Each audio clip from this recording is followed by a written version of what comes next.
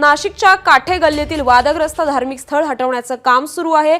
मनपाकडून ही कारवाई सुरू आहे, तर परिसरात आता तगडा बंदोबस्त करण्यात आलाय। हिंदुत्ववादी संघटनांनी आंदोलनाचा इशारा दिला होता। 25 वर्ष पाठपुरावा करूनही मनपा दर्गा हटवत नसल्यानं इशारा दिला होता। अनधिकृत दर्ग्यापुढे हनुमान मंदिर उभारण्याचाही इशारा दिला होता।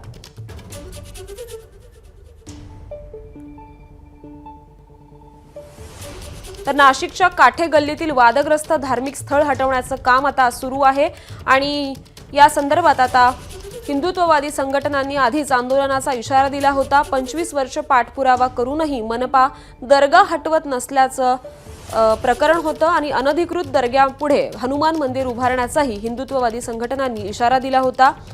या पार्श्वभूमीवर आता या परिसरात तगडा पोलीस बंदोबस्त करण्यात आलेला आहे।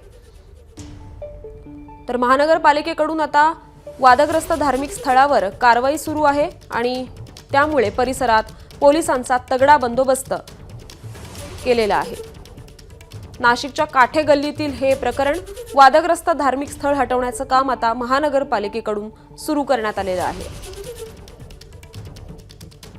तर 25 वर्ष पाठपुरावा करून मनपा दर्गा हटवत नसल्यानं हिंदुत्ववादी संघटनांनी आंदोलनाचा इशारा दिला होता। अनधिकृत दर्ग्यापुढे हनुमान मंदिर उभारण्याचाही या संघटनांकडून इशारा देण्यात आलेला होता।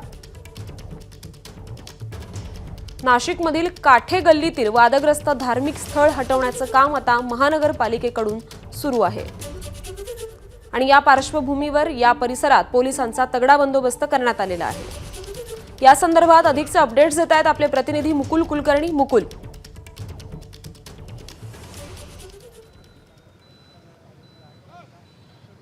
नाशिकच्या काठे गल्ली परिसरामध्ये आता आपण बघतोय की तगडा असा पोलीस बंदोबस्त तैनात करण्यात आलेला आहे।